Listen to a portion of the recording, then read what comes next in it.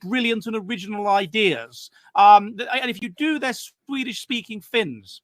And the only exception I can think of is that chemist, Antti Virtanen, or whatever his name was. But we do have a Finn here who seems to have come up with a completely brilliant idea. And this is Mr. Virtanen. So while I sign into the old entropy, I'm going to ask Yanni to introduce himself to you. So Yanni, over to you.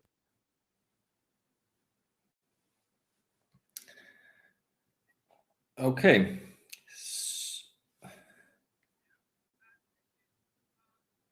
Yeah, I'm getting an echo, but yes, nice to be here. And I'm actually a law student here in Eastern Finland, and also a photographer. So I've done quite a lot of things in my life. Eastern Finland, and also a photographer.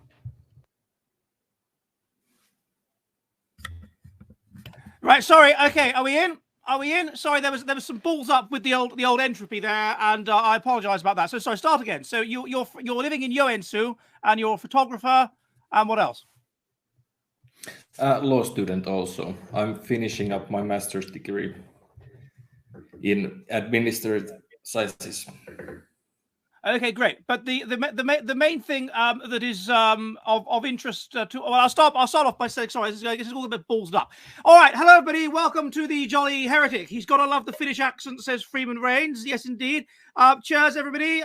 Cheers, Capis, Hurligan, Gurligan, Skoll, and so forth, and cheers, and welcome to the Jolly Heretic. We are, of course, an online public house that meets on Mondays and Thursdays at 7 p.m. UK time, 2 p.m. New York, in which we discuss based and interesting science of the kind that is increasingly excluded by our woke dominated universities that seem to be decreasingly interested in science. Someone in the chat was saying that they had Margaret withdrawal symptoms. You're lucky Margaret happens to be here, so I'll just put her on to say hello quickly before we start. So say hello, Margaret. Say hello to the person that had Margaret withdrawal symptoms in the chat. Say hello. Say something. You going to say something? Exactly. Okay. And do you have a cat, Yanni? No, I don't have any pets. Oh, okay. No, too busy with your ideas. But anyway, I was introduced to you. As you know, one of the things that I've been researching for quite a long time, and in various books of mine, is the rise and fall of civilization and the reason for cycles. Why is it that civilizations go through these cycles? And indeed, there was this very interesting book that was published about 20 years ago called Fourth Turning. Oh my God, what's happening to the stream?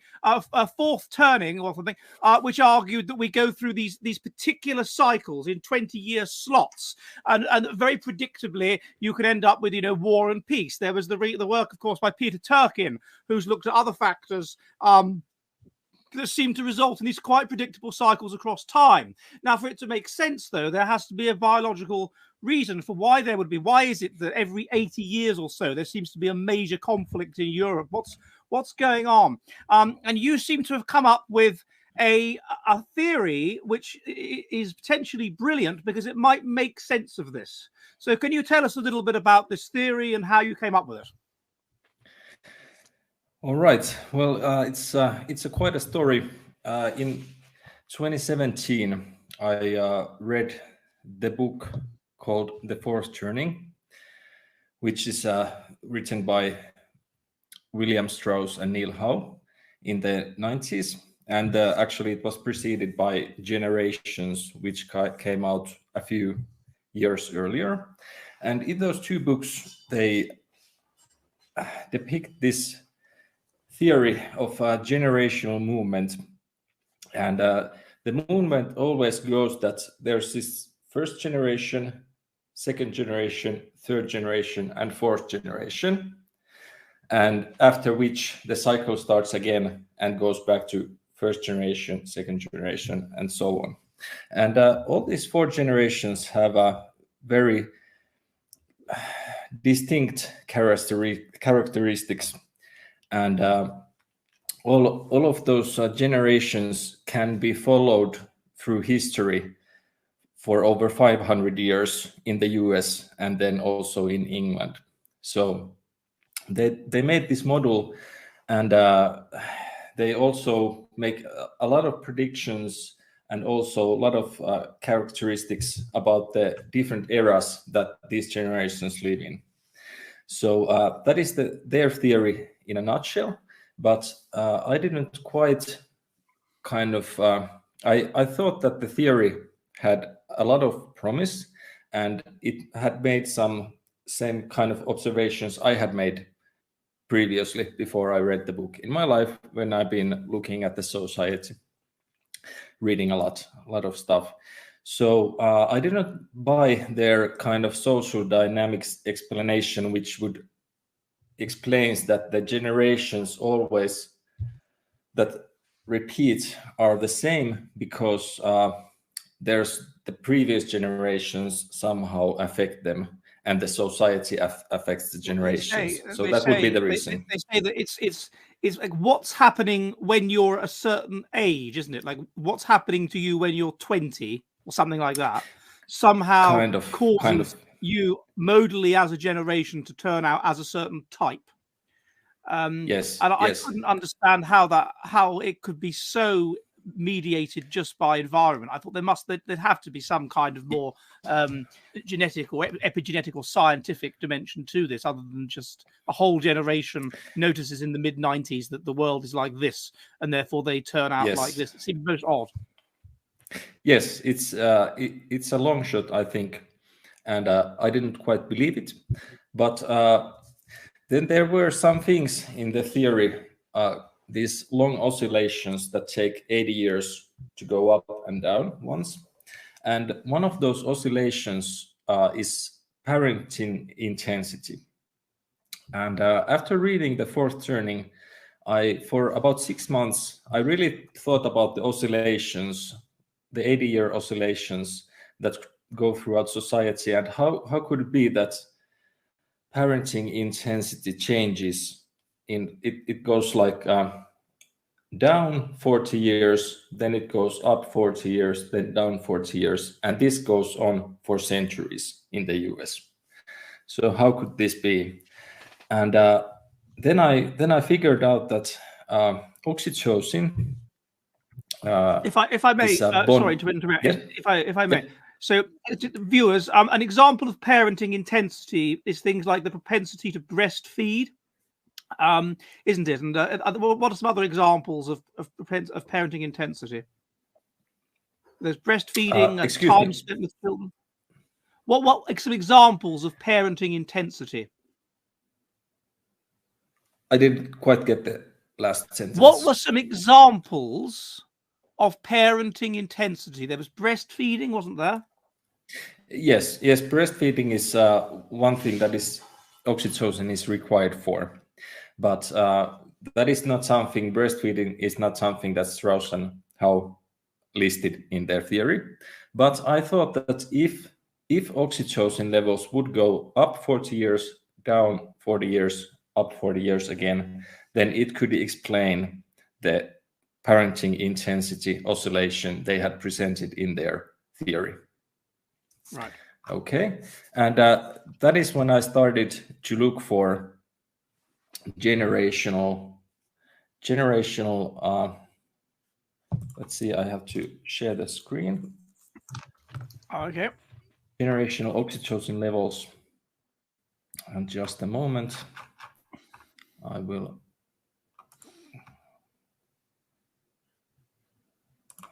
Right, and then I'll share the screen. And here we go. Okay. Okay. So this is the chart that Strauss and Howe present. That this is a 20-year era, this turning. So it would mean that oxytocin would spike. This is in the current cycle. This era is roughly 2020. This era here, and I started to look for oxytocin statistics, and it would mean if they would be correct that the Strauss and Howe said that in the 70s parenting intensity was really low, So if it was due to oxytocin levels, then breastfeeding rate statistics could show that this is actually happening throughout the decades, this kind of shift. And when I started to find the oxytocin statistics, they show that breastfeeding is always low in the Western countries in the early 70s. So here we have United States statistics, which shows that it hits the bottom in the early 1970s. Here is from Australia. The same thing, it hits bottom in the 1970s. And Sweden, it's once again breastfeeding statistics, early 70s. New Zealand, this is a bit difficult to see, but it's in the early 70s, this nadir here. And then we have some more statistics even from Japan, early 70s. This is Norway. This is early 70s, same thing. And this is from England and Wales. And same thing, breastfeeding rates hit the low percentage in the early 70s. And there is no other explanation for this kind of movement throughout the decades in breastfeeding intensity. So nobody knows why it went down and nobody knows why it came up. Right. Okay, so after that, I was really surprised at how is this possible. And then I started to think about the other oscillations in the theory. There are plenty of oscillations in the theory. One of them is birth rates. And Strauss and Howe say that the birth rates always are higher during the first two churnings, which are in the current cycle are from about 1950 to 1990. And after that, the birth rates would be lower. And that is exactly what has happened. The birth rates have been, let's see, over there. And the birth rates have been actually higher in the 50s, 60s, 70s than they have been after the year 90. And I will show you here.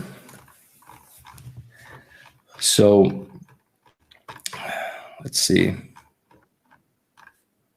Okay, these were the wrong statistics for this. But in any case, I thought that it would be due to sex hormones. And the sex hormone curve I made would peak in 1970 in the current cycle, and then it would hit bottom in 2010. And this is basically what has happened in the Western countries, that birth rates have been really low all during the 2000s. So this oscillation also matches the oxytocin oscillation that can be seen here. It hit low in the 1970s and then it went high in the 2010s. And at this moment, I was really perplexed that how could it be that there is this sociological theory that has these long oscillations that take 80 years. How could it be that statistics from the Western countries fit in the Strauss-Howe generational theory? And at that point, I started studying lots of biology and started to try to find more this kind of statistics. And but what happened in 2019 is quite astonishing. That is when I found out that these animal population cycles that last from about 4 years for small rodents and about 10 years for hares and so on, that they have the same kind of oscillations throughout their population cycle. So what I mean is that first, I will show you here. In the animal population cycles, the same thing happens. There is surge in sex hormone levels in the beginning, and towards the end, the sex hormone levels in the animal population cycles, they go down. And this was such a huge coincidence, obviously, that there could be same kind of repeatability in this human cycle and animal population cycles, that I started to make even more connections between the theories at that point. And after that, I have been successfully implemented. I found out that in animal population cycles, the growth hormone level is always at the middle of the cycle. It reaches high point, and then at the beginning and at the end of the cycle, it reaches low point. And then I started to look for hormone levels in the Western countries. And again, let's see where are growth hormone levels. And once again, we can see that there are in countries in the US. Let's see. So if I fit the growth hormone level cycle into the Western countries, it would mean the mid-cycle is in the 1990 area, roughly. And it looks like that in the US, it was during the 80s. And during the 80s and late 70s that the longest birth cohorts were born. And it's the same thing in many other Western countries. So those boys and girls who were born in the 1970s, early 1980s, they have been the tallest ones. So here is a couple of different statistics. They saw also these oscillations. And nobody knows why this is, that in the early 1980s, late 1970s, the bird cohorts are taller than the bird cohorts born in the 2000s. Nobody has an explanation. But it once again fits the generational hormone theory and also the animal population cycles. And the last one I've been implementing, I won't go into dopamine right now, but the last one is that cortisol levels have been in the animal population cycles. It looks like the cortisol levels are lower during the first two phases, and then they go up during the third and fourth phase. So in human populations, that would mean that they would go below in 1970 about, and then they would be high in 2010. And then I started to think, how could I find proxy statistics for cortisol levels? And then I came up with the idea that because type 2 diabetes requires, the two main factors for its onset are cortisol levels and obesity. And we know that obesity has only increased during the 2000s. So it would be kind of a strange thing if the type 2 diabetes incidence rates would go down. But if they did, my guess was that they would do so around 2010. And then I started to finding type 2 diabetes statistics, and I was very surprised to find out that in the late 2000s, they peaked, and after that, they have started to go down. And the same thing has happened in the US, the UK, Canada, and for instance, Finland. And nobody knows why this has happened, because obesity rates have gone up. It's very strange that type 2 diabetes incidence has started going down. So what I'm getting here is that I also could represent here the average age statistics, but it's the same thing. We've got to. Yeah. So I'll go out of that. Okay, so that's extremely interesting. So what you're saying is that these everything that people have come up with other proxies for, other explanations for, can all be neatly explained via this single theory of cyclical these 4 kinds of hormones essentially that interact.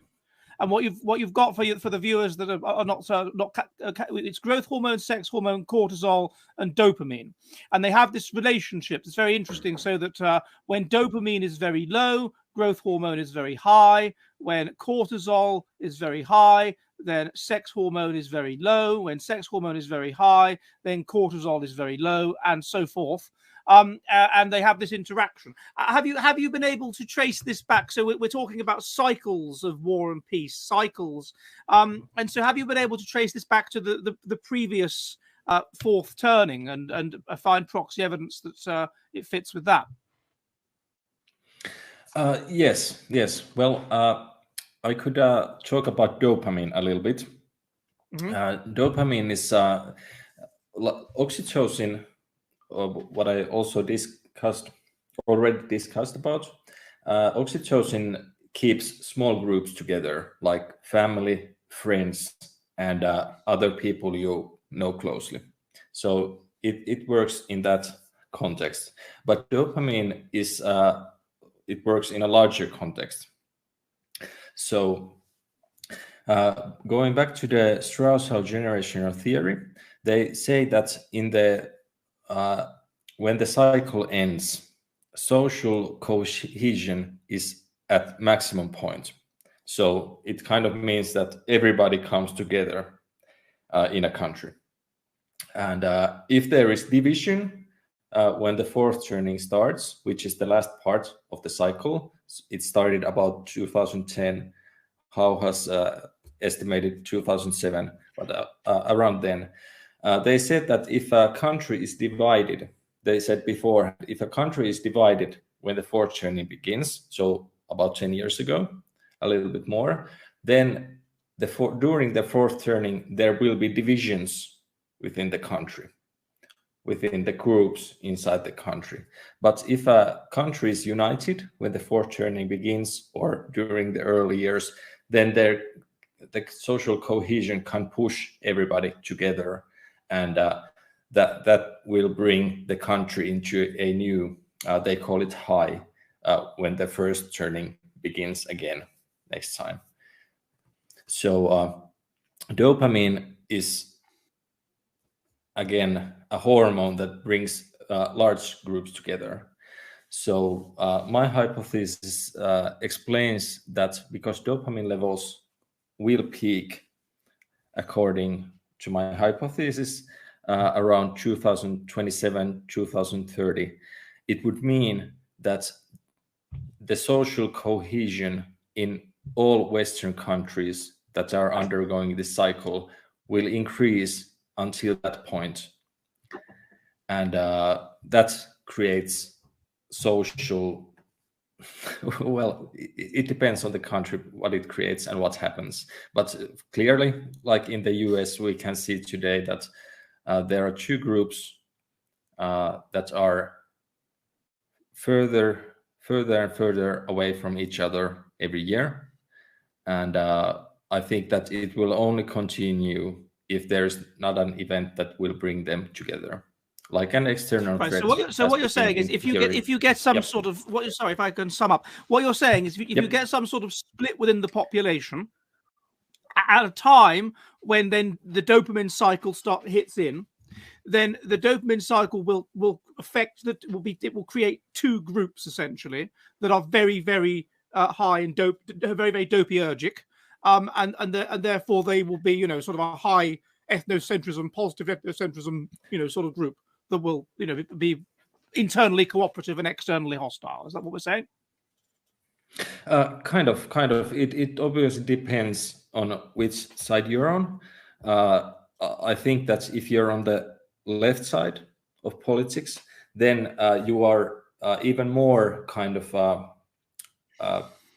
citizen of the world, and you think that the country should be open to everybody, and what kind of goes with the leftist ideology, the basics of it.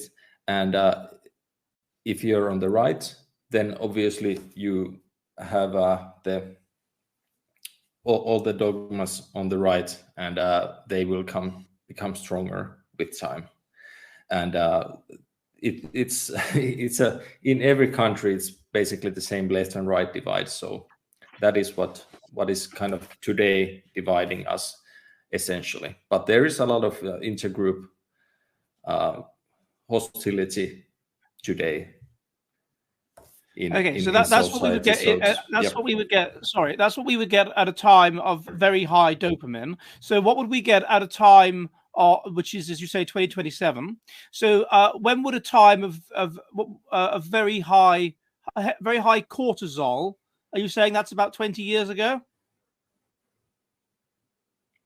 Excuse me, I didn't hear the last words. High cortisol, peak cortisol. Is that about 20 years ago? When's that? The high cortisol peak was about in 2007, 2008, around then. Okay, and so then things are coming apart. Dopamine's going up, so that makes sense. And then high growth hormone. What's that then? The 70s? So in the Strauss-Howe generation theory, they say that the vision of future is also oscillating in the 80-year curve oscillation. So it means when the cycle begins, the vision of future is quite grim. But when we get mid-cycle, which was about 1990 in this cycle, the vision of future is very bright. So everybody trusts in the future, and they also trust in their personal life. But when growth hormone goes down, it's growth hormone affects exactly confidence. So my claim is that when growth hormone levels were high in about 1990, everybody was very confident because of that. And now growth hormone levels are going down, so it's causing a lot of confidence loss and even paranoia, which is what happens when growth hormone levels are low. That's fascinating. Yeah, and the growth hormones are low as dopamine levels are high. Yeah. So you have paranoia combined with this this growing sort of group orientation. So that's very interesting. And which fits with what's happening, I guess. And then sex hormones, so they were very high. Would that be the 80s then?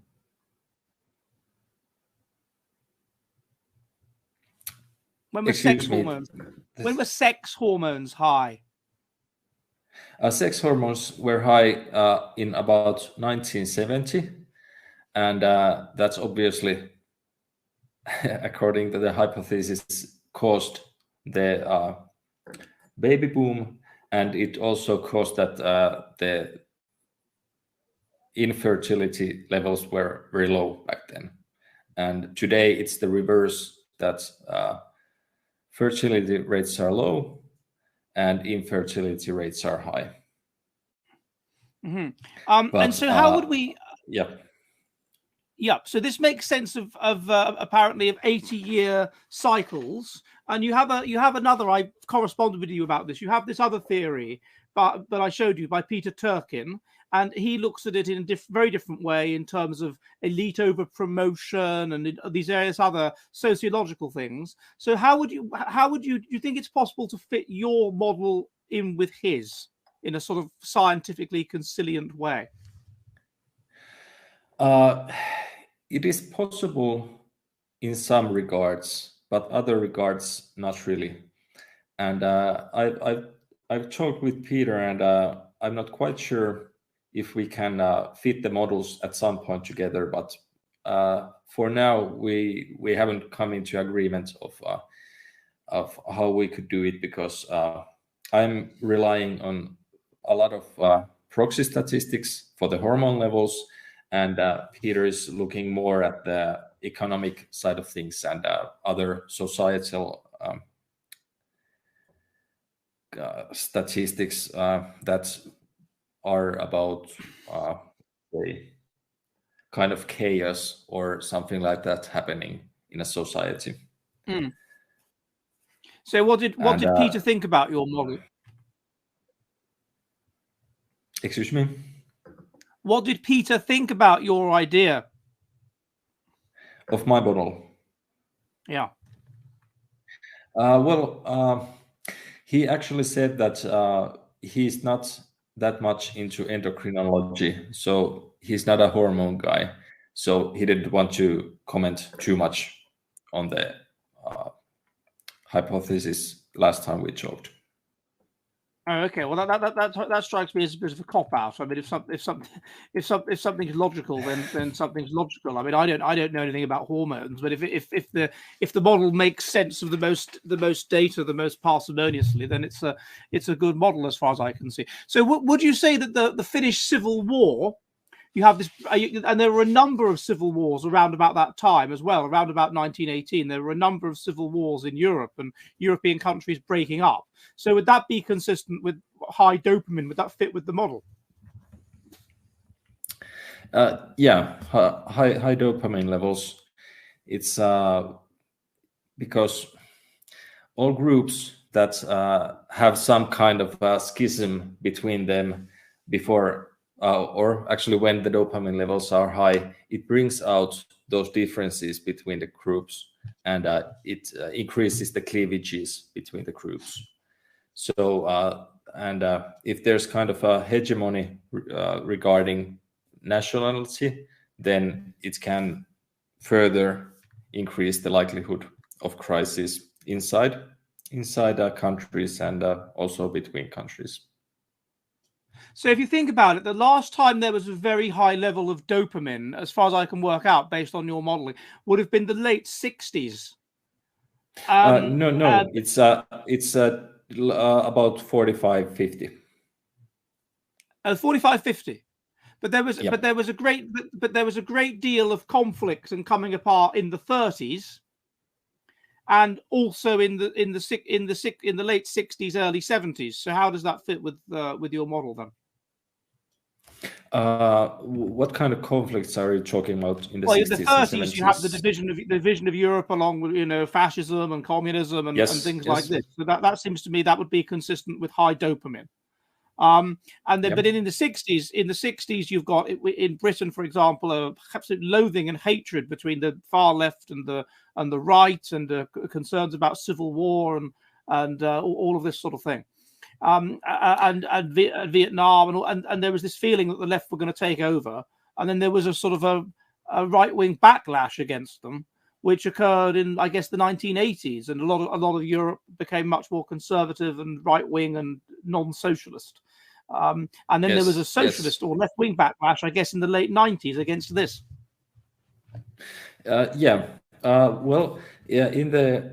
In the 30s and 40s, there was a lot of anti-Semitism and hatred against other groups, and in the 50s, especially in the US, there was this fear of communism, and obviously in the 60s and 70s, there was this division between far right and far left, and far left especially tried to advance their causes during those decades, but the conflicts and the cleavages between the groups weren't as much on the societal level as they were about smaller groups, I think. In the 30s and 40s, entire societies were in this kind of mood that our group is the best group.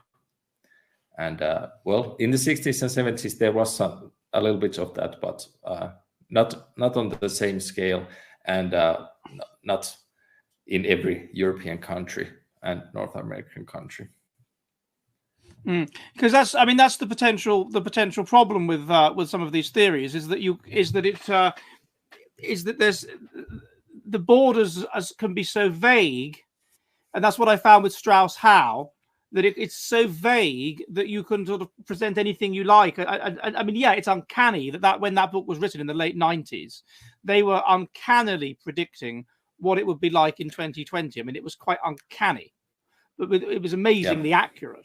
But with other things, like when they were trying to say, at the time of Napoleon, it was like this, and it seemed quite vague, almost like they were fitting.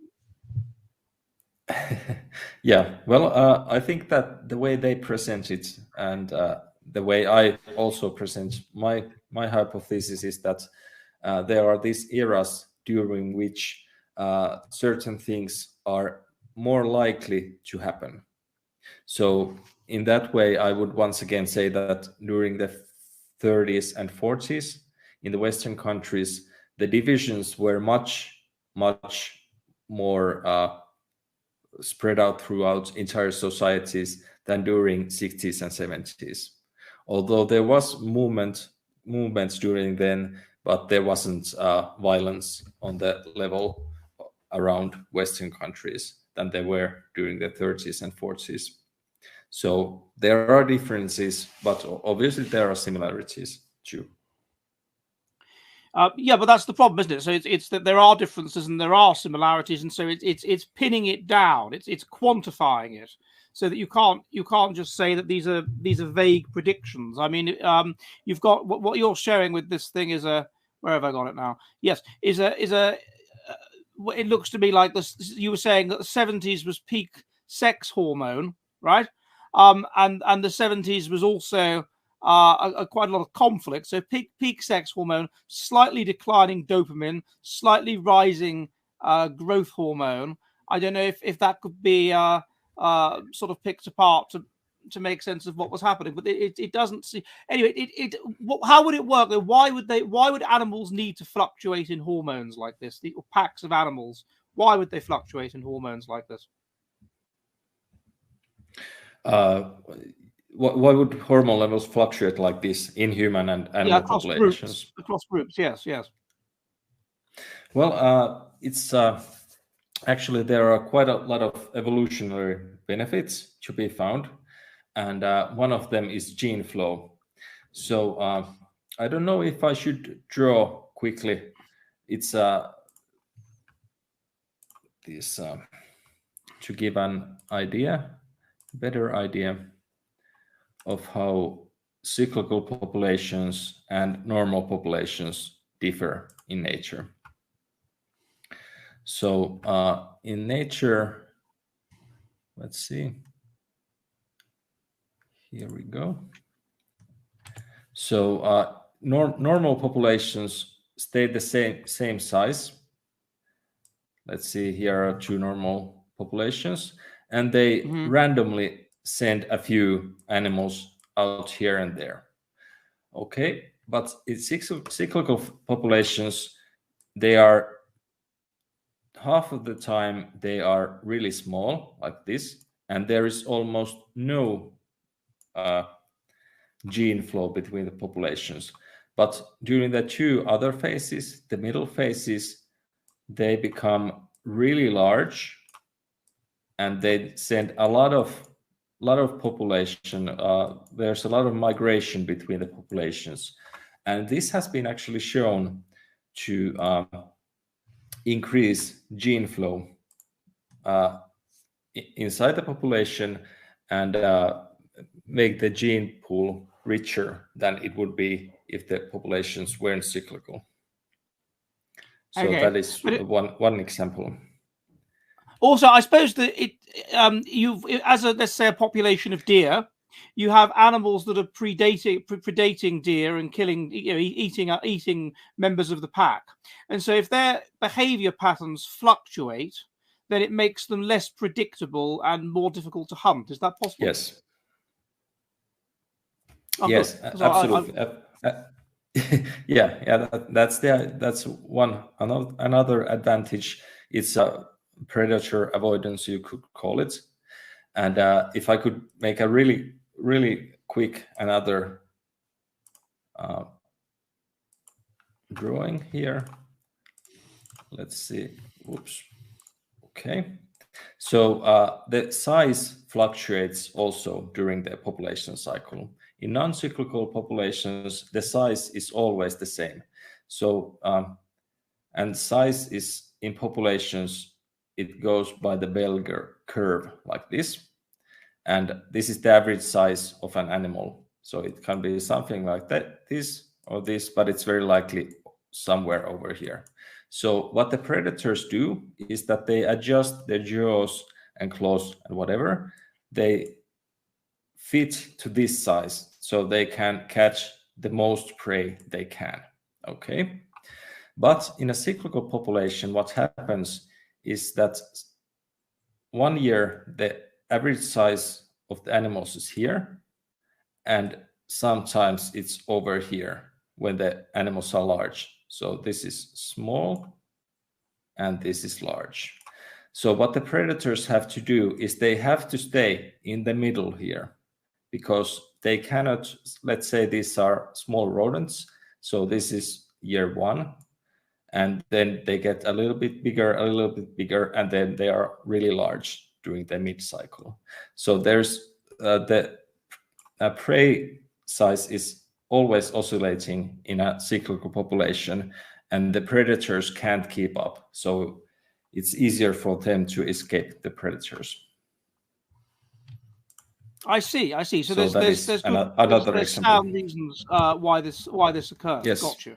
Okay. And so what we would predict then, presumably based on your modelling, is that dopamine levels, as you say, would peak about 10 years hence, or a bit less than that, and this would presumably lead to what? I mean, sort of a coming apart in Western societies, or in America, or whatever. That's what you would predict. Well, obviously, assuming and presuming that the hypothesis is correct, I would say that the US is currently, well, it's been quite easy to see what is going to happen during the next years, especially when Trump got into office, and it meant that the divisions were going to only grow larger, because he is a kind of a divisive chap. So and the Democrats didn't like him very much, and so, but in any case, the US, I think, is still going on a path of division, and I think there are some things like the January 6th Commission that will see what happens if there is something really bad coming for Trump. Then it could be that there is a kind of unification between the left and right. So it could happen. But if that doesn't happen, I think that the divisions will only grow stronger in the US. And in Canada, it could be also that the divisions are growing stronger. It's a little bit more difficult to see. And in the Europe, it's a good thing that we have the EU, and we have institutions that are designed to keep Europe together. So it also remains to be seen what goes on here in Europe. But for now, it seems pretty good for a democracy, at least. So we have multiple parties. So it's more difficult to get division in the European countries. Britain wanting to leave the European Union, and leaving the European Union then would be consistent, and your dopamine model, as would the Yes. Brexit campaigns in other countries. As would the campaigns leave. I'm saying Britain left the EU, right, at a time of high dopamine, and then you've got other countries that have got big movements that want to leave. So that would follow. Yes. It's I think the Brexit was quite right on mark, and it's yet to be seen what happens with Poland and Hungary and possibly other countries as we go further this decade. So, and similarly, the saber rattling, the warlike inclinations supposedly currently of Russia would be consistent then with your model as well. Well, possibly. It's Russia it's strange. They're lagging about 15 years in the statistics I found. But what happens in nature with the cycles is that once the last fourth phase comes around, and even those populations that are lagging in the cycle, the first phase, it's a little bit difficult to explain, but it's the phases advance as waves, or they can be synchronized. But it looks like the Russian statistics are lagging about 15 years, but it is also possible that Russia will kind of join the hormone cycle we are going through in the Western countries during. Oh, that's interesting. That's interesting. That's an interesting point. So you're saying that they're not exactly synchronized. So countries that were that were centered around, I don't know, Britain, let's say, would have a certain hormone cycle, but historically Finland, that didn't have much to do with Britain and was more to do with Russia and whatever for a long time, would have a slightly different cycle. It would go, and China would have a different cycle, and that would explain almost like the rise and fall of empires to some extent, then, wouldn't it? Why was it that we in the West collapse into chaos, and around about that time the Islamic Empire comes up? They would be at different hormonal stages. Yes, it's possible. I'm not sure about the Eastern countries too much if we go further east, but it's the statistics clearly show that the US is always leading the pack, and then Canada and England are coming about 2 years after that, and then Western Europe, Scandinavia about 3-4 years, and Eastern Europe has been lagging about 5 to 8 years. So there is some kind of a little bit of a lag. And actually, that is the same lag that has been noticed by sociologists when they look at generations. So generations in the Eastern Europe always lag by some years, maybe 5 to 10 years. So it's also correlates with the hypothesis and the statistics. It's very noticeable, for example, that we in the West in the 70s and 80s had a period of a great deal of sort of artistic creativity. And there's a lot of stuff we look back on now that we think, God, how do we make that? Yeah, we just do remakes of things and repeats of things. Yeah. And it's interesting that Korea now, if you go on Netflix, everything's Korean. And it's it's like the Koreans are going through this period of intense creativity. And that, I wonder if that could be partly explained by your hormone and lag and whatever. Well, I don't know about Korea.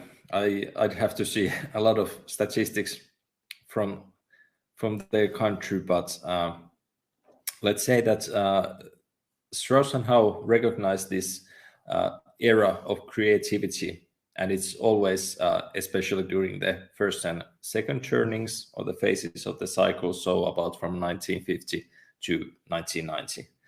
And I haven't clearly been able to pinpoint how hormones would affect that kind of creativity phase in history, but Strauss and Howe call it the awakening. So it's a time of kind of inner spiritual awakening, and also a time of creativity. So I'm not quite sure how hormones would relate to that at the moment. Okay, well, we're about halfway through, so if you're new to the Jolly Heretic, I would just like to say hello. Welcome to this edition of Welcome to the Jolly Heretic Public House. We are, of course, an online public house that meets on Mondays and Thursdays at 7 p.m. UK time, 2 p.m. in New York, 9 p.m. Finland, in which we discuss interesting based science, based history, and other interesting research, which is often a bit spicy or whatever, but unusual and interesting. And today we have on Mr. Jani Miettinen, who is a sort of a man of all seasons, really. It seems that he is a scientist, he is a lawyer, and he is a photographer. Based in Joensuu in eastern Finland. And he has this very interesting model on how human civilization seems to work in 80-year or 100-year hormonal cycles of 4 different hormones that interact to create differences. And we have been discussing this so far, and jolly interesting it's been too. And so cheers, everybody. I forgot to say, yes, cheers, coughing, cheers, Gillette, cheers, Captain Flat Pills, Hurligan, Gurligan, K-Piss and all that. Cheers, Veruca Salt, Proust. Yes, you from to Netherlands. Yeah, Prost. Cheers, Andrew Quinn, and so on. And so, if you have any questions with regard to Yanni's model that he's very kindly presented to you in some detail on the old hormone cycles, then do send them in, and we will of course answer them today. Hello, Emmanuel Kant. How are you doing? Who's Rupes Niagara et Altissima? I don't know what that's an interesting name for somebody. Hello, Ryan Thompson. Hello, CT. Yes, cheers, everybody. Chairs. As man says, Manar, Slanger, local Backen. Yes. Okay, so I'm going to move on to some of the old questions that have been sent in. So first of all, then, we have a question from Entrop 1. Yes, from Gamers Rights Advocate, and he says, for Ed and your guests, you often say we're in the winter of civilization, but that implies we're at or near the lowest point that things are going to improve. Isn't it more accurate to say we're in the summer of civilization, as we've just peaked, or the fall? I am missing why you say we're in the winter. Guests' thoughts. Okay, that's a very interesting question, sir. I'll answer first. In the winter of civilization, the way if you look at these Spengler and people like this, and they talk about the different seasons of civilization, they argue that the medieval era, that is the sort of spring of civilization. They would argue that the early modern period, that is the summer of civilization, where things start to bear fruit and you get exploration and whatever. In the autumn of civilization, that's where you bring in the harvest. So that's when you get all of the innovations, all of the stuff, all of the major breakthroughs and whatever. That's the autumn of civilization. And then in the winter, that's peak innovation, essentially, is the autumn of civilization. And then winter would be when you start to go down in terms of your innovativeness until you begin to be unable to do things that you used to be able to do, which I've suggested is true with going to the moon.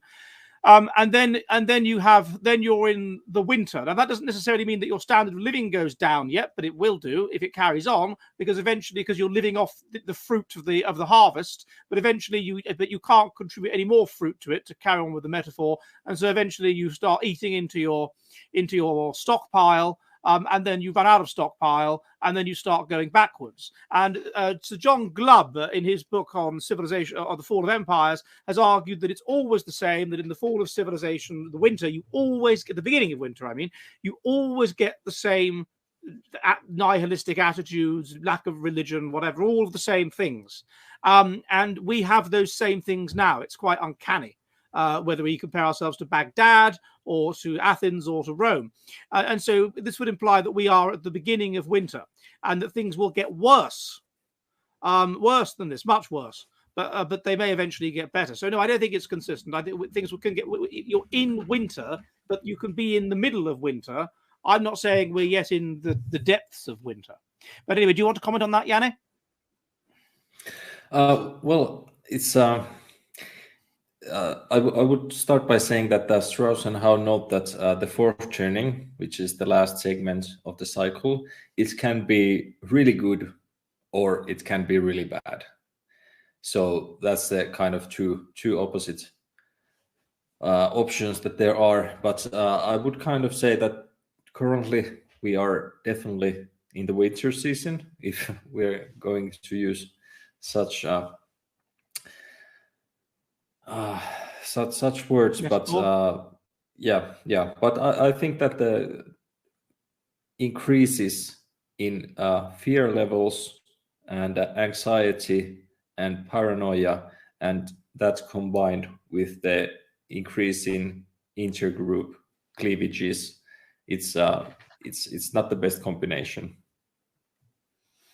No, it's consistent. It's not a good time. Well, it's a good time to be alive if you like drama and adventure and things like that. But it's a bad time to be alive if you just want to have a cup of tea, or if you just want to grill, if you just want a quiet life.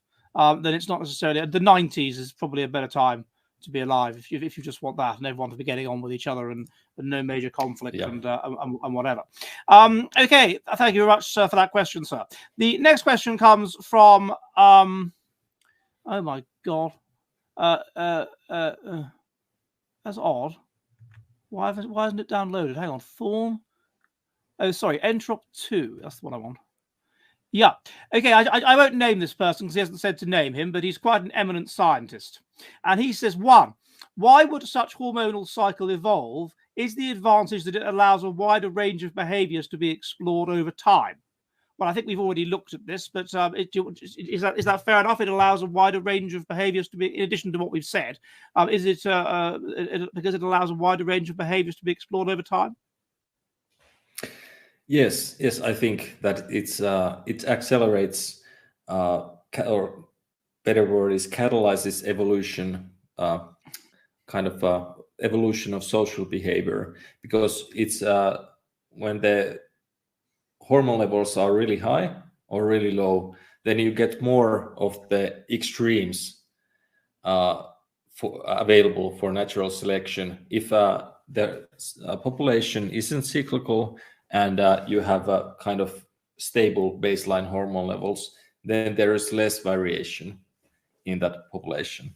So yes, I do think that it catalyzes evolution in that way too. Okay. The gentleman's second question is: can you say now whether it is biological or cultural, or whether hormone levels are set at birth or vary in individuals over time? The hormone levels. Yeah. Yes, how much of this is to do with sensitivity to the ecology and what's going on around you, and how much of this is to do with things that, I don't know, happen in the womb or whatever when your mother is pregnant with you? Like, what's the processes that cause these intergenerational hormone changes in that way? Okay, so I could give a really quick explanation to that with I'm going to draw again. Okay, then you have to share your screen. Yep. Okay, so if there's a person born in the 1990s, so that would mean, excuse me, okay, so the birth would be here in 1990, and after that, sex hormone levels have gone down.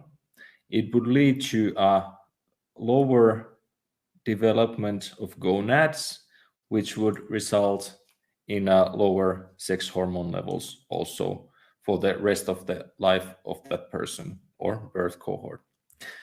And it would lead to subdued sexual behavior and also less reproductive behavior, less fertility. And for the same person born in 1990, they would have higher cortisol levels when they're young, and possibly let's see, more what is it called? I'm forgetting some words here, but well, anyways, higher cortisol levels, and also they would have higher oxytocin levels.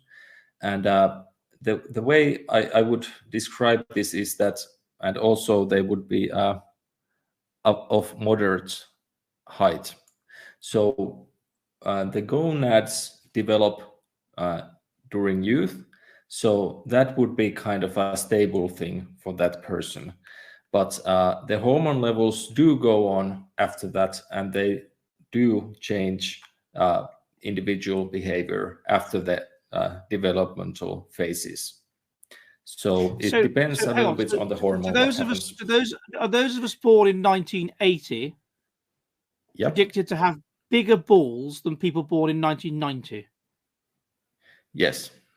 Yeah. And that is the same thing happens in the cyclical animal populations, obviously. But then people that were born in 1960, would they have had smaller balls? If they would be born here, so they would they would have larger balls because their youth development would be especially around this time when their gonads would develop to be quite large. Okay, then in the 80s they'd be a bit smaller, in the 90s very small, and then moving up to people born in like 2010 or something, they'd have big balls. Yeah. Yeah, got it. And okay, that's and for example, you could say that if you're born in 1960s, and then you would also receive a slightly shorter stature height than those born in 1970s. But because you'd be investing in hormone... sex rather than growth. You'd be an R strategist, sex rather than growth. Yes. But after that, when you've reached your final height in a little bit, or about 18 years, 20 years, the growth hormone level does affect you. But if you have lots of growth hormone, you are a confident person. But once we go here to about 2030, even if you're born in 1960, 1970, the levels will still go down, and you will come less confident on average. So right. It's not. As I understand it, what we're seeing now with Generation Z is a severe lack of confidence. You've got they don't want to date anymore. They're losing their virginity later. They're less sexually active even when they are in relationships. And would this be what you would predict? And they'd have very small testicles. Yeah, well, it's kind of the reverse from the baby boomers who were born in the 1960s and 50s. So it's they're very different as a They're very, very generation. different, yeah. And then that you've got they think in a very, very different way. And so that's a jolly interesting thing. So I hope that answers that question, sir. And his final question is, do you think there will be a pushback against the theory as there was for Darwinism, because people don't like to think their behavior is determined by biology? Yes, I think so.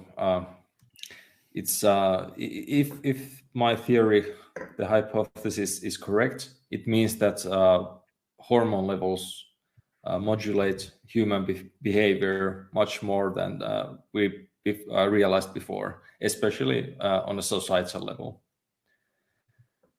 Yeah. So okay. Harbernian Perspective says, guest thoughts on socialism versus anarchism. He says, I think farming was likely the beginning of civilization and the centralization of human society, yet it provides nothing that permaculture and primitive gathering does not do so already.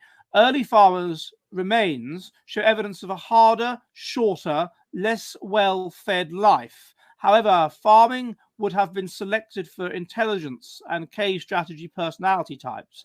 This would lead them to dominate their hunter-gatherer competition. Indeed, ANCAPs break down human history to the public versus private, just as Marxists break down everything to class warfare. Could farming be described as the first natural step to socialism, he says?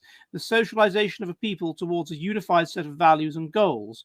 Nature pours a vacuum and readily fills it with a more structured force. Does this make centralized economies in the cycle of civilizations model proposed by Sir John Glubb an inevitability? It's quite a complicated question, but if you can pick anything out of that relates to your model, basically he's saying that I'm trying to pick something out that we can ask as a question. Really, are you following that, Janne? Yep. Yeah. Well, one thing I could say that is that, well, there has been a lot of coincidences on my way, and a lot of really surprising revelations, especially when it comes to the statistics and how they correlate between human populations and animal populations.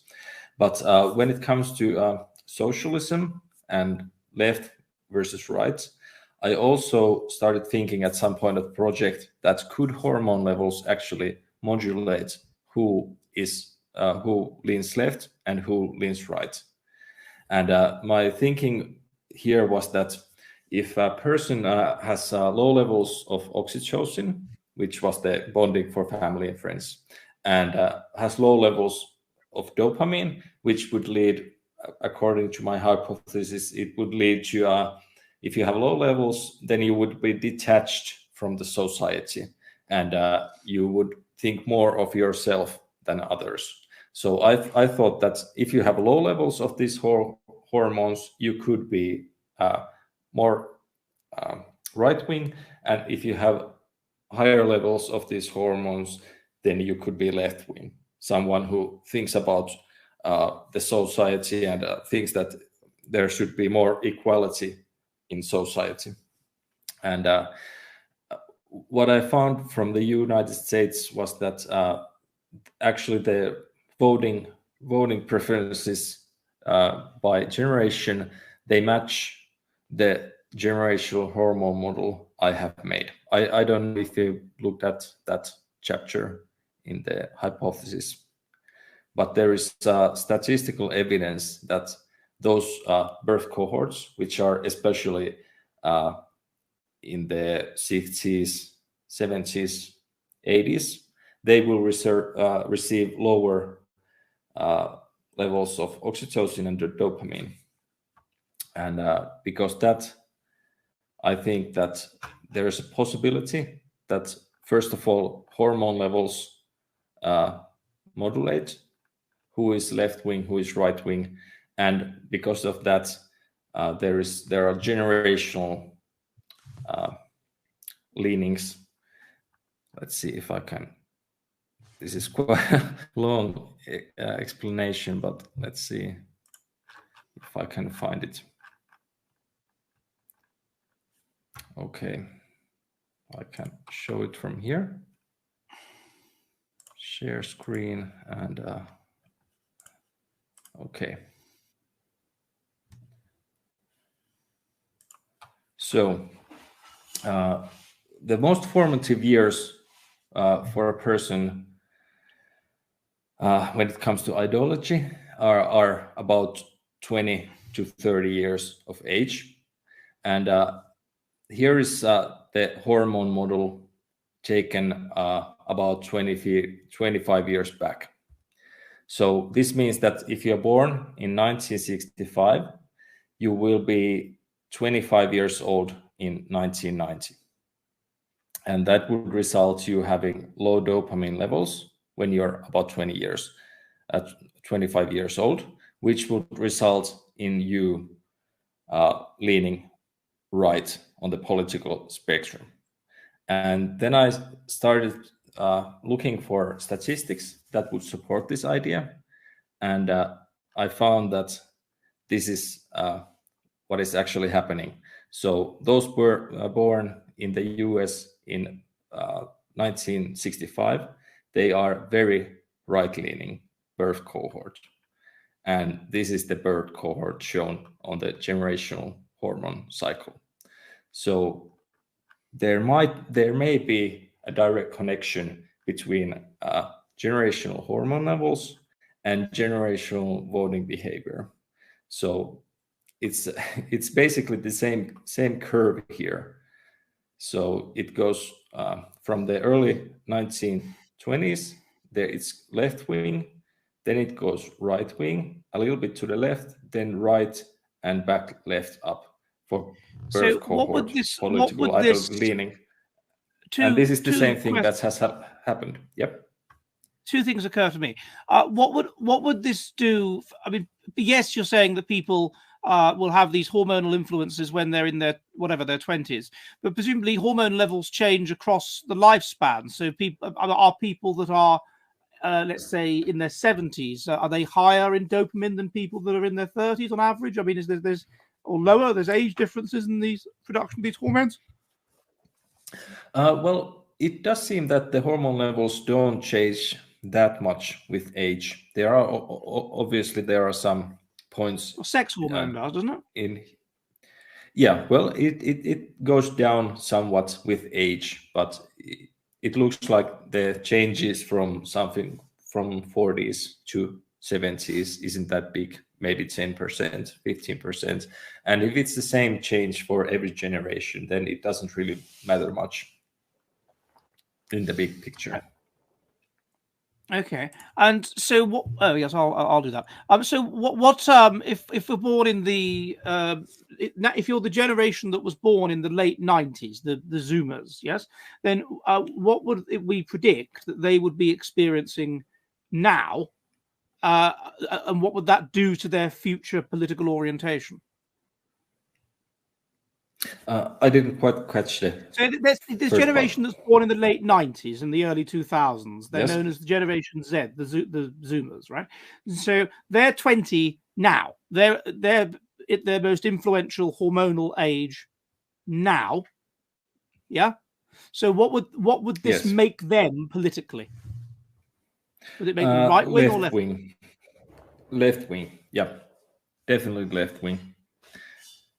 Because oxytocin levels are still high, which is can be seen in the breastfeeding statistics, and dopamine levels are also getting high. So definitely the birth cohorts today who are in their 20s will most likely be leftists for the rest of their lives on average. Okay, so and then but is breastfeeding now going down? Excuse me, I didn't hear.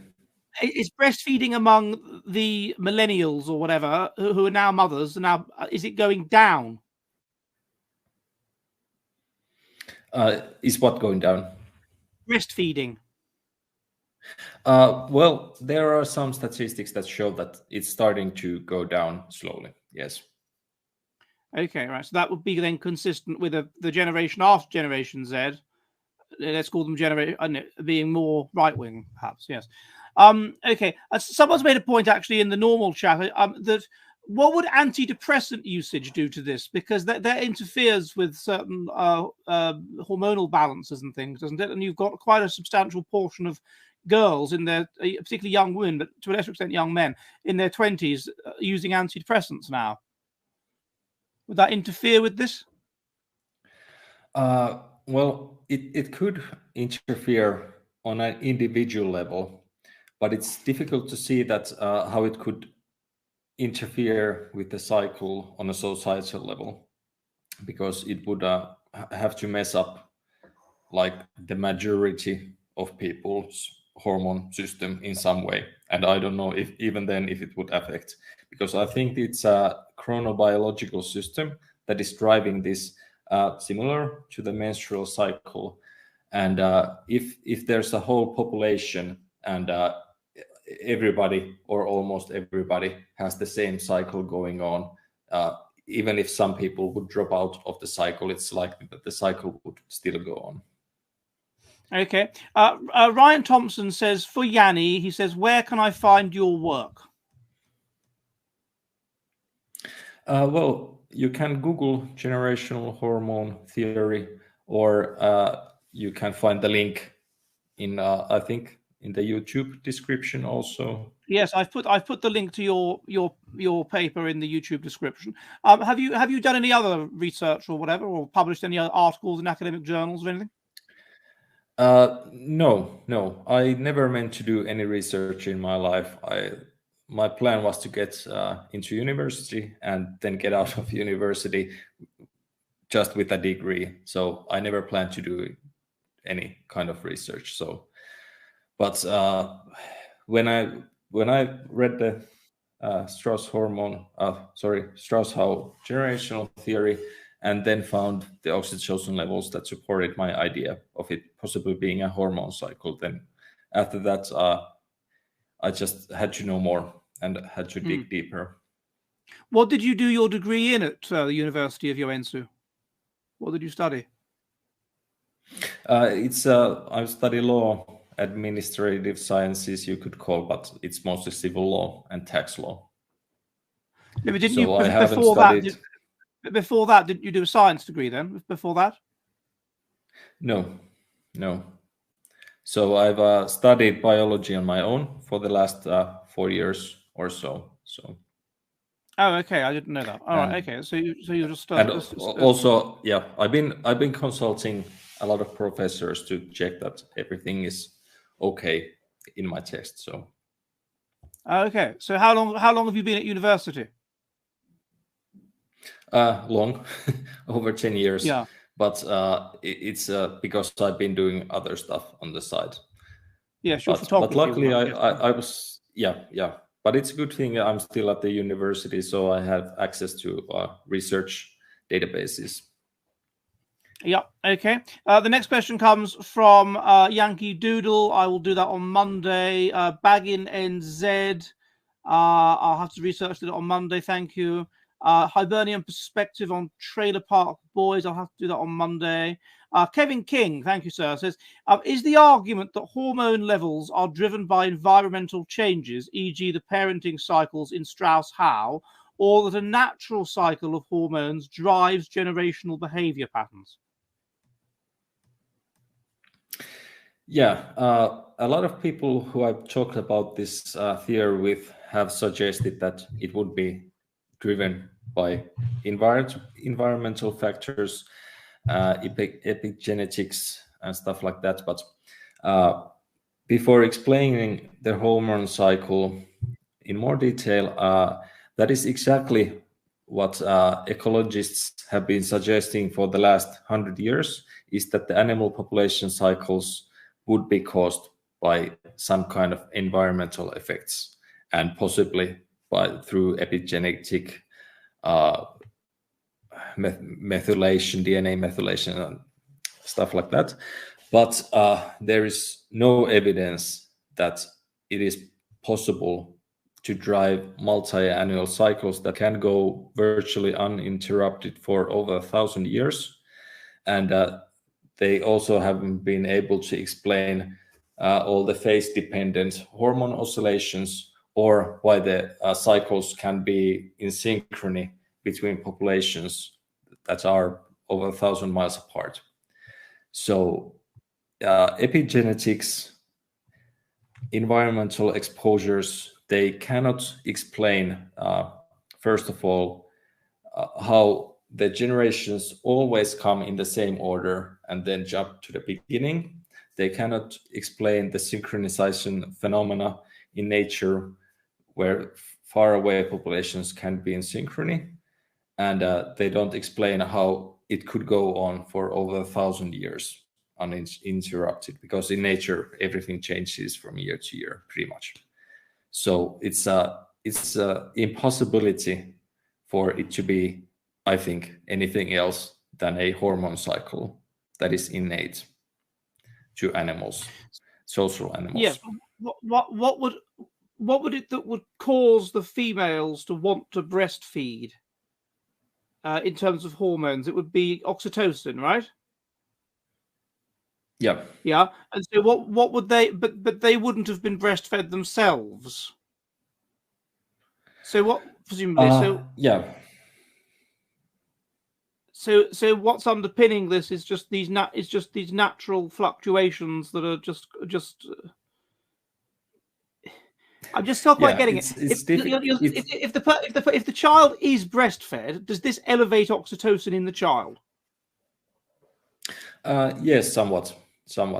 But then you have to think that a child who was breastfed in 1940s, when their breastfeeding levels were pretty high, why aren't they breastfeeding in the 1970s? So kind of all the arguments regarding epigenetics and environmental exposures fall apart really fast when you look at several decades and several generations.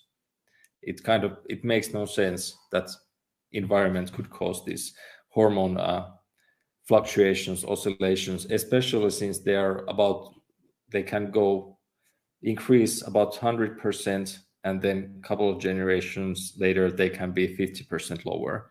So I have not seen any epigenetic study that could cause in which they say epigenetics could cause like 50% decreases in hormone levels.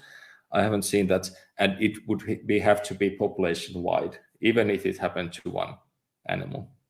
So it would be something in what was happening while the eggs or while the gametes were produced that would bring it about later. Is that what you mean?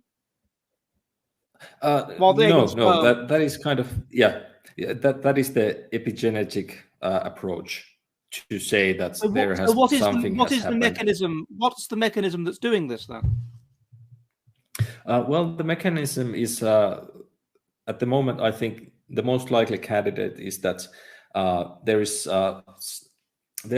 are tests done on bees, and when they're in a cage and there are a few bees, like 4 bees, they cannot synchronize their circadian rhythm, which is the daily rhythm. And but when there are lots of bees together, I don't remember the number, it was maybe 15, 20, then they can start to synchronize the circadian rhythm between each other. And if you have two boxes, and in this one there is one rhythm, circadian rhythm, and in the next box there is another rhythm, they don't synchronize between each other, the rhythms. But if you install an air pipe between the boxes, it causes for the rhythms to synchronize between the bee colonies, you could call them. The rhythm synchronizes between the boxes. So what I'm saying is that I think that there is a annual rhythm in animals, which actually has been found in some birds. It can go on for 7 years, even if they are in 12-12 lighting conditions. So there's an annual rhythm in animals, and once you have that, you only have to have a starting point for the hormone cycle, and after that, every animal counts the annual rhythm, so everybody knows where they are in the cycle. And then there is some kind of a event that starts the cycles, and after that it's synchronized within a population. Okay, that's very, very interesting. The next question comes from Ryan Thompson. Thank you, sir. And he says, for Janne, why is America out in front in terms of these hormonal cycles? Well, it's a good question. Why America? In nature, they like I previously stated a little bit vaguely, but in nature's the population cycles can be in synchrony over a large area, like thousands of square miles. But I think it's more common for the cycles to originate from one population, which is I think usually quite large, and then it starts spreading out to other populations that are close to it. And for some reason, America is, well, it's a quite large population, and I think if England was possibly before the kind of starter for the cycles, for some reason America is now the first one, and other countries lag by a few years. So America's like the biggest difficult box to say. Of bees. Yeah, the biggest box of yeah. bees, and there's a relationship between that big box of bees and the smaller box of bees. Yeah, you could say something like that. Okay. The next question comes from Hibernian Perspective. Thank you very much, sir. He says, did hormonal changes influence the rise and fall of communism in both the USSR and in non-Marxist socialist countries, and its peak in popularity in the 1920s to 60s and decline in the early 1990s? Well, I won't go into the time before the current cycle, before Second World War, because I haven't seen any statistics from Russia or USSR from the 90s, 50s, 60s even. But I do think that absolutely it hastened the fall of communism. The fact that during the 1980s and 1990s, well, of course, let's talk about 1980s, Europe was starting to lose the strength in its borders, and there was kind of slow unifications between Germanies, and it was this kind of era of becoming more cosmopolitan.